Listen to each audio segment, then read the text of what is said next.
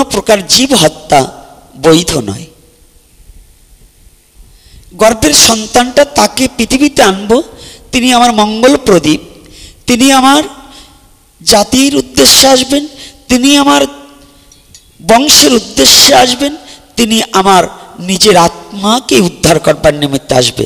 তো সেই সন্তানের মঙ্গল কামনায়ার্থে যে স্বাদ ভক্ষণ হবে, সেখানে অপরকে হত্যা করে আমার শান্তি উপলব্ধি করা, এটা কখনো মঙ্গলিক অনুষ্ঠান হতে পারে না।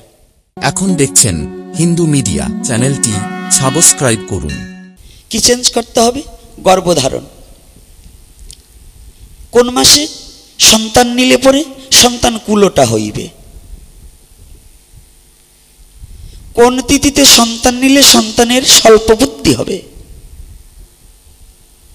কোন তিথিতে কোন পহরে সন্তান নিলে সন্তানটা বাক প্রতিবন্ধী হবে, কোন তিথিতে কোন নক্ষত্রে সন্তান নিলে সন্তানটা শারীরিক প্রতিবন্ধী হবে।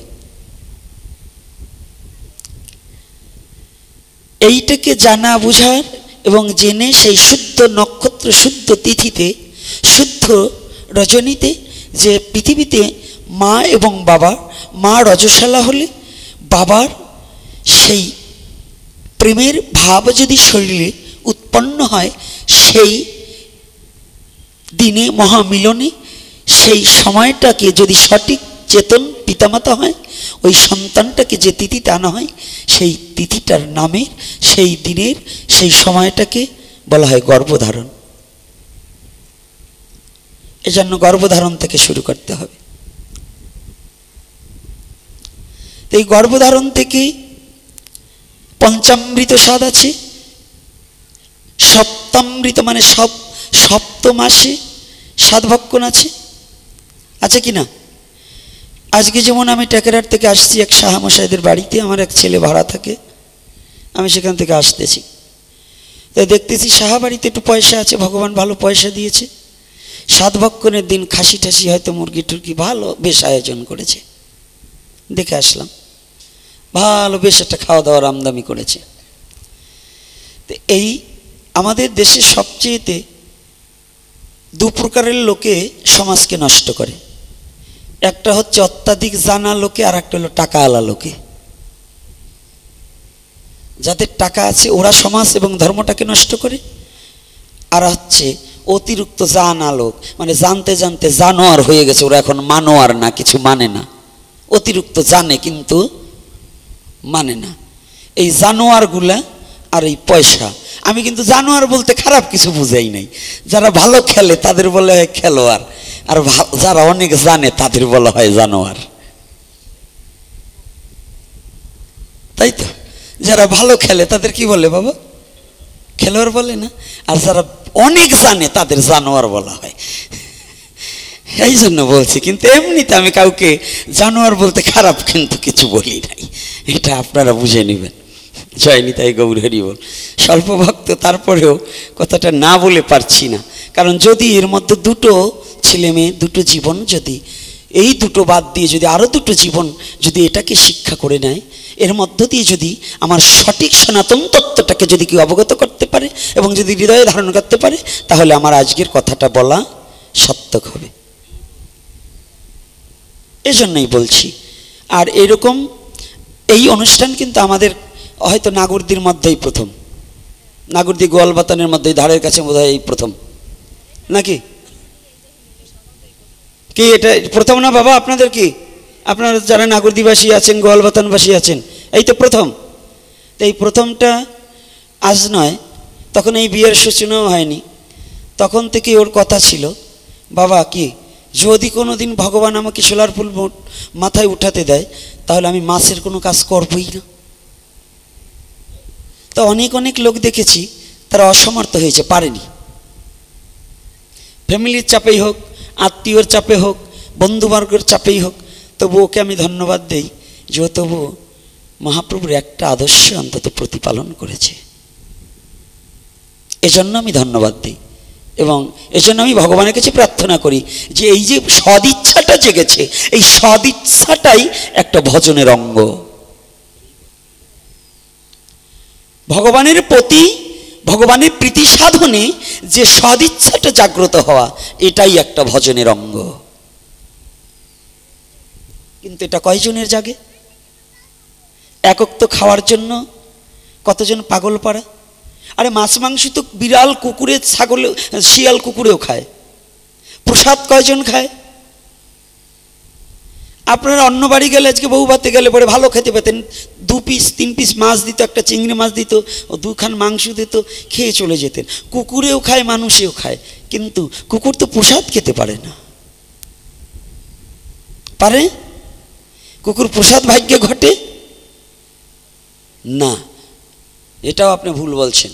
ও প্রসাদ মনে করে গ্রহণই করে না, সে তো পশু।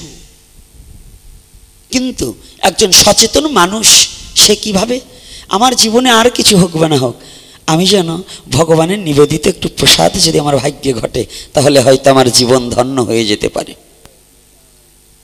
একটু ভগবানের নিবেদিত প্রসাদ, এটা হচ্ছে কত বড় মাহাত্ম্য। তাহলে একে, যেখানে যে কথাটা আমার বলা ছিল ওখানে আবার যাওয়া ভালো। তাহলে সাধ ভক্ষণ, পঞ্চামৃত স্বাদ কাহাকে বলছি? একটা নারী গর্ভবতী হওয়ার পরে 5 মাসের সময় 5 অমৃত আছে আমাদের সনাতন ধর্মে। পঞ্চামৃত কি? পঞ্চদ্রব্য আলাদা আর পঞ্চ অমৃত আলাদা। পঞ্চদ্রব্য দই, দুধ, ঘি, গোময়, গোচনা, এই 5টা হচ্ছে পঞ্চদ্রব্য। আর পঞ্চামৃত কি? দধি, দুগ্ধ, ঘৃত, মধু, চিনি। কি কি?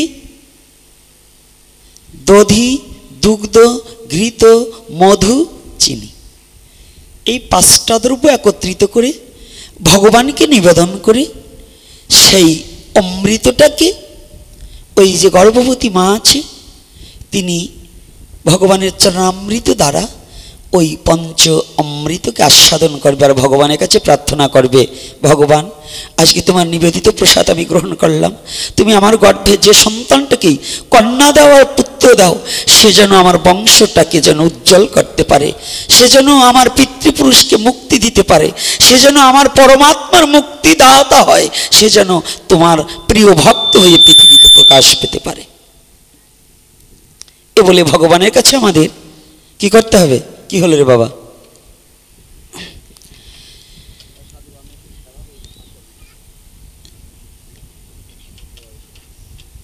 ভক্তিভারতী বসাটা ঠিক হয় নাই তোমার। তুমি যেখানে বসছো ভগবানের বিগ্রহ পিছনে দিয়ে বসা যাবে না। এদিকে আসো, তুমি এদিকে, এদিকে বসো। এগুলো সরাও, এগুলো সরিয়ে দাও। কি আর একটু সময় আলোচনা করবো না করবো না? হ্যাঁ, এ ব্যাপারে দুটো কথা বলবো। কারণ যদি ভালো না লাগে, মন থেকে যদি গ্রহণ না করা হয়, তাহলে কথা বলে কোনো লাভ নেই।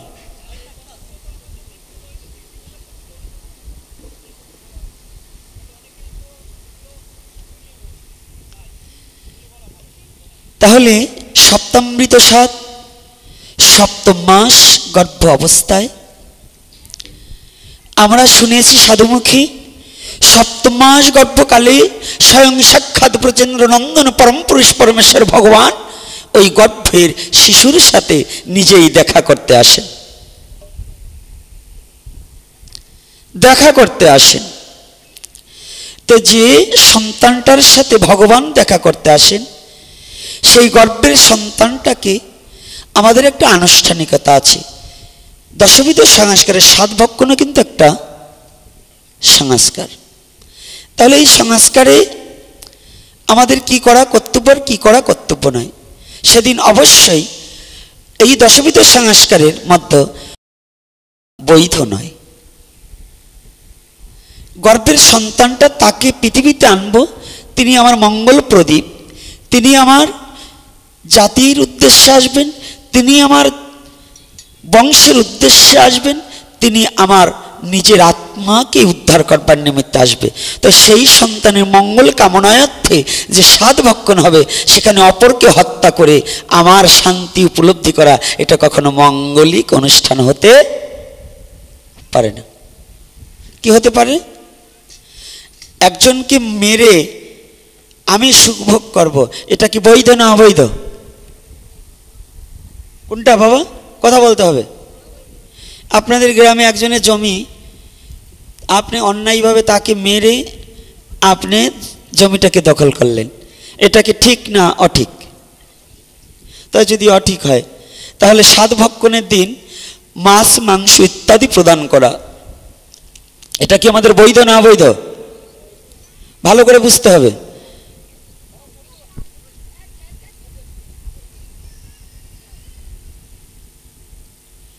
তাহলে যদি অবৈধ হয় আমরা কি পারি না? অন্যদিন আপনারা মাছ মাংস যতই গ্রহণ করেন, আপনি খেলে আমি আপনাকে ফিরাতে পারবো না। তবে বিশেষ পর্বদিনে, বিশেষ মাঙ্গলিক অনুষ্ঠানে অন্তত এই দিনগুলো তো আমাদের একটু মেনে চলা উচিত কিনা? হ্যাঁ, এই দিনগুলো মেনে চলা উচিত নয়? যারা সমাজপতি আছে, যারা সাধু সন্ন্যাসী আছে, যারা গুরুদেব আছে, প্রত্যেকটা গুরুদেবের, প্রত্যেকটা সাধু মহন্তের, প্রত্যেকটা সমাজপতি তাকেই বলা হয় যে ধর্মের সাথে যার জীবনটা পরিচালনা করতে পারে, তা ভিন্ন সমাজপতি হওয়া সম্ভব নয়। না হলে সে সমাজের সর্বনাশ ছাড়া কোনোদিন ভালো কিছু করতে পারবে না।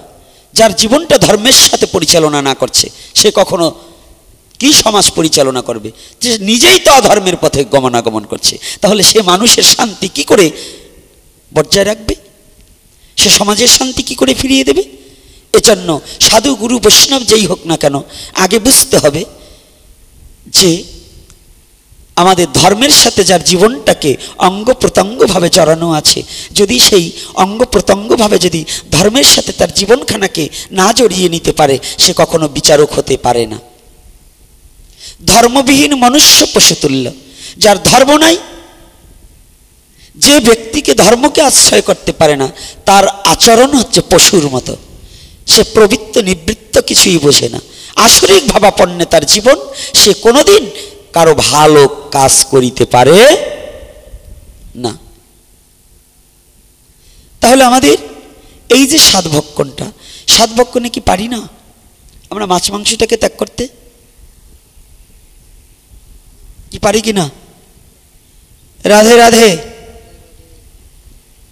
আচ্ছা, আমাদের কোনো বিবাহে, পৌরাণিক কোনো বিবাহে, সত্য কথা বলবেন তো, আজকে যতজন আছেন যারা গ্রন্থ দর্শন করেছেন, আর নাগুরদিবাসী তো সাক্ষাৎ বৃন্দাবনের লোক, অর্থাৎ নাগুরদিতে দুজন গোসাইয়ের বাস, বৃন্দাবনে বসবাস করছেন। আপনাদের কাছে শাস্ত্র বলা আর মার কাছে মামা বাড়ির গল্প করা, তিনজন না? ও তাই, যাই হোক, আপনাদের কাছে শাস্ত্র বলা আর মার কাছে মামা বাড়ির গল্প বলা দুটোই সমান। তথাপিও বলবো,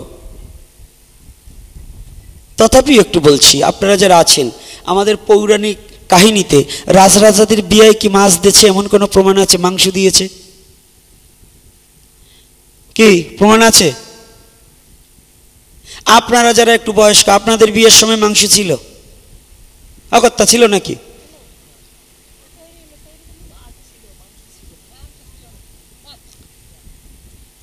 মাছ ছিল, আবার অনেকে পাকা খাওয়াতো, তখন মাছও দিত না। শ্রাদ্ধ এবং বিবাহে দুটোই পাকা খাওয়াতো। পাকা মানে কি? লুচি, মিষ্টি, দই এগুলো খাওয়াতো, তখন কিন্তু মৎস্যও দিত না। আজও পূর্ববঙ্গে পদ্মা পার হলে কিছু কিছু জায়গায় এরকম খাওয়ার প্রচলন আছে। শ্রাদ্ধে তারা মৎস্য দেয় না, পাকা খাওয়ায়। মানিকগঞ্জে বিবাহেও অনেক সময় পাকা খাওয়ায়। শ্রাদ্ধে খেয়ে এসছো? বাহ বাহ বাহ। তাহলে দই, মিষ্টি, লুচি, মুড়ি, চিরা ইত্যাদি, তাই না? পেট পুড়ে যত বড় খাও, কোনো নিষেধ নেই, হ্যাঁ, পাকা খাবার। কিন্তু আমাদের পদ্মার এপারটা কিন্তু একটু বেশি হজবরল। এপারের মানুষ হচ্ছে পেটুক বেশি, খাওয়া পাইলে বাবার নামও ভুলে যায়।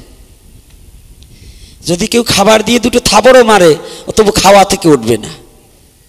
যদি খালি বড় মাছের পিস দেখে, তাইলে ওরা মানে নিজেকে নিজে হারিয়ে ফেলে, চৈতন্য জ্ঞান আর ফিরে পায় না, অচৈতন্য হয়ে যায় খাওয়া পাইলে। ওরা রাগ করবে না, রসিকতা ছেলে কথা না বলে আর পারছি না। দেখুন আমাদের এখানে সনাতনীদের অবস্থা কি, একজন একটা অপকর্ম করছে, সঠিক বিচার করবে না। ওর বিচারটা হবে কি, তুমি আজকে একটু বৈষ্ণব সেবা দিয়ে দিও, আজকে 200 লোক খাইয়ে দিও। মাতুবররা নির্দেশ দিচ্ছে 200 লোক খাইয়ে দিও, বৈষ্ণব সেবা দিও। তো বৈষ্ণব সেবা কি দেখবেন, বৈষ্ণব সেবার আয়োজন করছে রুই মাছ, চিংড়ি মাছ, ইলিশ মাছ, হ্যাঁ, ইচ্ছা মতো খাও। আচ্ছা, বৈষ্ণব সেবা যদি হয়, বৈষ্ণব সেবার নিয়ম কি ওই নাকি? বলুন তো, বৈষ্ণব কয়জন আছে? 200 লোক খাওয়াতে বললা, 200 বৈষ্ণব খুঁজতে গেলে 6 জেলায়ও 200 বৈষ্ণব নেই। আছে? 6টা জেলায় 200 বৈষ্ণব আছে নাকি? হ্যাঁ, 6টা জেলায় 200 বৈষ্ণব হবে।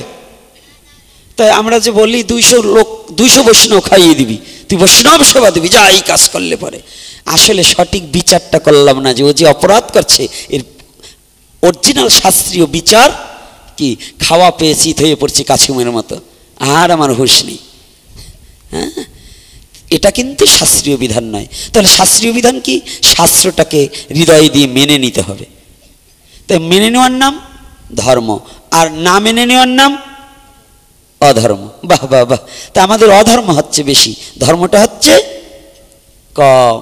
যার পরিপাকে ছেলে বাবার কথা শোনে না, হ্যাঁ, স্ত্রী স্বামীর কথা শোনে না, হ্যাঁ, পুত্রবধূ শ্বশুরের কথা শোনে না, এ শুনবে কেন? অর্থাৎ হিংসা দিয়ে যেখানে শুরু, সেইখানে কি কোনো শান্তি আসতে পারে আমাদের জীবনে? আগে 5 ভাই একত্রিত ছিল। আমার জীবনে দেখেছি যে কাকারা, কাকাখুড়োরা 3 ভাই, তারা একসাথে রয়েছে, তাদের ছেলে পেয়ে বুড়ো হয়ে গেছে, তারাও একসাথে খাচ্ছে। অথচ এখন আপন বাপ আর ছেলে একসাথে খেতে পারছে না। বাবাকে বললে তুমি আমার হাড়িতে ভাত দেই। এর কারণ কোথা থেকে? এই সনাতন ধর্মে যেদিন অনার্য সংস্কৃতি ঢুকেছে, যেদিন পশু খাওয়া শিখেছে বিবাহতে, যেদিন থেকে স্বাদে পশু দেওয়া শিখেছে, সেই দিন থেকে এই হিংসা দিয়ে শুরু হয়েছে। আর আমাদের জীবনে শান্তি আসা সম্ভব নয়। আমি আজকে বলছি, এই কথাগুলো কোনো পাঠেও বলি না।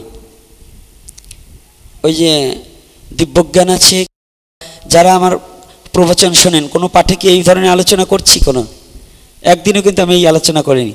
আজকে শুধু পরিপাকে এই ছোট পরিসরের মধ্য দিয়েও কথাগুলো বলছি, যে প্রয়োজনের তাগাদায়, এই প্রয়োজনের তাগাদায় বলছি। তো এই জন্য আমি বলতে চাই, আমাদের প্রতিটা পর্বে আপনারা অন্যদিন গ্রহণ করবেন, আপনাদের মাছ খেতে, মাংস খেতে আমি নিষেধ করব না, কিন্তু বিশেষ পর্ব দিনে, মাঙ্গলিক অনুষ্ঠানে মাছ মাংসকে পরিত্যাগ করা একান্ত কি প্রসিদ্ধ। মনে থাকবে তো? না মনে থাকবে না? জয় শ্রী রাধে রাধে। ও মায়েরা, পান ওদিকে তাকাইও না, আমার দিক তাকাও। এত পান খাও, হরি কথা শুনবার সময় পান খাও কেন?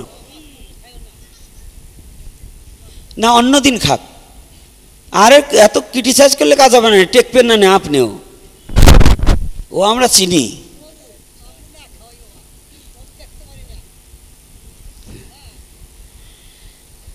তা যাই হোক, জয় নিতাই গৌর হরি বল। কি কথা কি মিথ্যা বলছি নাকি? তাহলে আমাদের সদা সর্বক্ষণ একটা জিনিস, তুমি একটু ঘুরে বসো, ওই ভগবানের দিকে না হয় নাই, ওইদিকে বসো।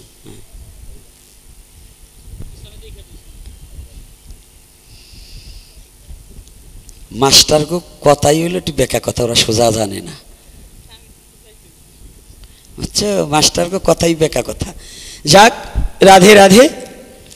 তাহলে আজকে বিবাহতেও কিন্তু আমাদের এইটা বৈধ নয়, কারণ বিবাহর আগের দিন, এর কারণটাও আমি দর্শন করাচ্ছি। আপনার বাবার শ্রাদ্ধে কি মৎস্য বৈধ? পিণ্ডিদানের সময় কি পিণ্ডিদানের সাথে মাছ দেন? হ্যাঁ, দিয়েছেন কেউ? তবে এখন দক্ষিণ এলাকায় আবার মা বাবার শ্রাদ্ধে মাংস দেওয়া দিয়েছে, কারণ ওগুলো দেবেই। ওই খুলনা ডিস্ট্রিক্টের নামাতে শুরু করেছে, খুলনায় না, এখন ৭-৭ ওই অঞ্চলেও নাকি শুনছি ইদানিং আবার এক জায়গা চতুর্থীতে মাংস দিয়েছে, চতুর্থীতে মাংস দিয়েছে। তা আমি বলতে চাই মিডিয়ার মধ্য দিয়ে, আজও যারা এই চৈতন্যদেবের যুগে, মহাপ্রভু যে যুগে অবতীর্ণ হয়েছে, সেই যুগে যারা শ্রাদ্ধে মাংস প্রদান করেন, ওরা মানুষের মধ্যে না, ওরা পশুর চেয়েও নিকৃষ্ট, ওরা সুরের চেয়েও খারাপ। কারণ ওরা মহাপ্রভুকেই মানে না। মহাপ্রভু কলির যুগে কি দেবরের দ্বারা সন্তান উৎপাদন, হ্যাঁ, পিতৃশ্রাদ্ধে মাংস দান, এগুলো নিষেধ করেছে না? তো সেইটা যারা করে ওরা কি মানুষের মধ্যে পড়ে? বলুন, মানুষের মধ্যে পড়ে? তাহলে যেটাকে, মাছটা কি একটা প্রাণীর মাংস নয়? মাছ কি? মুরগিটা যদি মাংস হয় ওটা তো একটা প্রাণীর দেহ, তো মাছটা মা বাবার শ্রাদ্ধে দিচ্ছে, ওটা কি প্রাণীর দেহ নয়? তাই এটাও বিবেচনা রাখতে হবে। কোথায় কথাটা বলছি আমি আর কিছু বলবো না, কারণ আমি বকাবকি এমনি বকাবকি দেই, লোকে বলে খালি গুসাই বকাবকি করে, আজকে বকাবকি একটু দেবো না, কিন্তু ফাঁক পাইলে ছাড়বো না।